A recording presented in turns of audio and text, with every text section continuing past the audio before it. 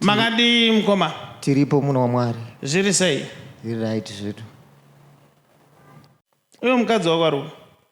Mukadzi wangu akatorwa neshamwari yangu. Shamwari? Shamwari yangu ndakaita mistake takadhakwa. I just love it. Munhu anongoenda straight to the point ega. Tamanza maoko timboona kuti mistake.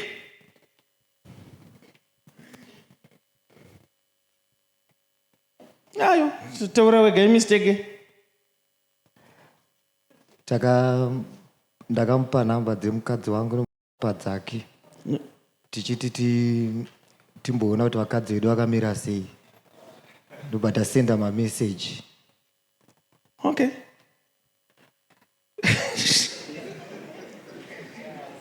All right. Ndapera power. Okay, uri kuti wewe neshamwari yenyu makafurirana makanoda kuona kuti vakadzi venyu vakatendeka zvakadii. Ndobva machinjana, iwe ndobva wamupa namba dzemukadzi wako, shamwari yako, iye ndobva akupa dzemukadzi wake. Ndizvo here? Ichokwadi. Iwe ndobva wasenda message yakanzi hi sweetie.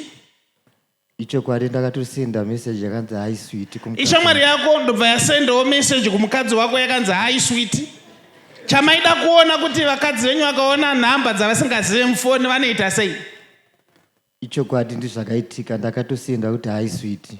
Ndobva ndaona inini matandara muri kubhawa ikoko. Message yawakasendera mukadzi wake ndobva yapindurwa. Ikanzi imi munonditi sweetie munondizira kupi? Ndobva wablokwa.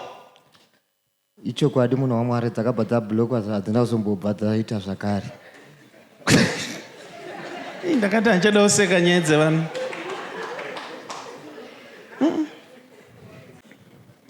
But iye mukadzi wako iwe hapana message yakareply yaakasendera mukadzi wako haina kureply.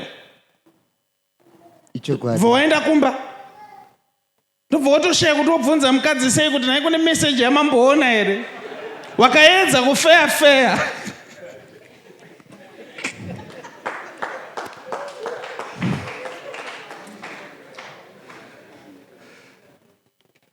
Watanga kuzonzwa nemakuhwa kunzi shamwari yako iri kudanana nemukadzi wako.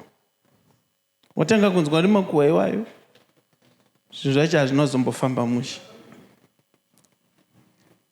Ichokwadi munhu waMwari kutotaura kuno ato mukadzi wechipiri kumino weshamwari yangu.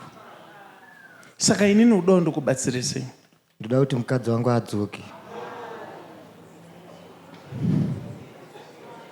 Sei pakataurwa nyaya yekudzoka vakadzi ndo ndangoti ndakazviona even pakataurwa nyaya yekunzi mukadzi abira murume mari vanoti asi vachingonovhura.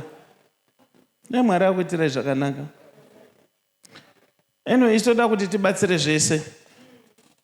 Bamunini mukadzi wenyu kana muda kuti adzoke anodzoka. Tinogona kuitirai munamato wekuti adzoke, but dambudziko riripo akutoda zvauyu. Ini ndinofunga kuti pane chinhu one. Rega ndikutaurira hangu zvakanyatsaitika because ndiri kunzwa tsitsi. I want to tell you. Nyaya iri panapa ndeyekuti shamwari yako haina kumbobvira yakakupa nhamba dzemukadzi wayo. Iwo ndiwo wakatongokupa nhamba dzemukadzi wako. Shamwari yakagara yatongokupa nhamba isiri yemukadzi yake. Pamaita zvekudhakwa akatokupa nhamba ine foni yake yechipiri ndiyo wakapiwa. Ndiye akangopindura message nekukubloka iwo ukamupa nhamba dzemukadzi. Zvekuti kutaura kuno dai mukadzi wako akatoona message yako vanhu vacho havatembeke.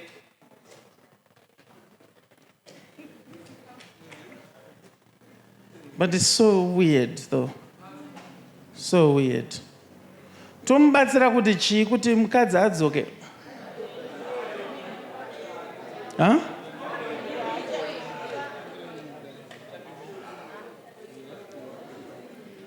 Ini ndakakuudzai kudaro kuti ina handife ndakati vanhu varambana. Ndinoita munamato wekuti mukadzi adzoke.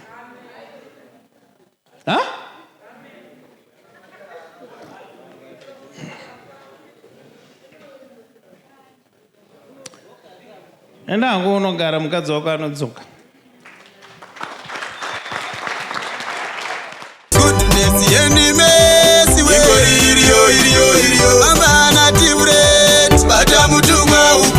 Prophet Tifredi, the Goodness and Mercy Ministries vanokuunzirai Restoration Night musi Friday 4 October 2024 pa Goodness and Mercy Ministries pakona pa Highland Road na Mshaya Bandi pa number 11403 Mshaya Bandi Road, Glenora B, Harare.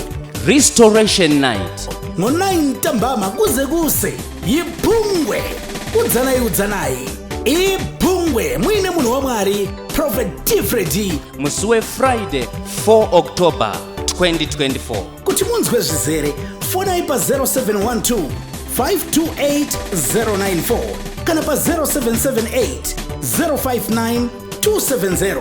Prophet Tifredi vanoti hazvibvumidzwe kuti paitike chinhu chisina kumbobvira chakaprofitwa.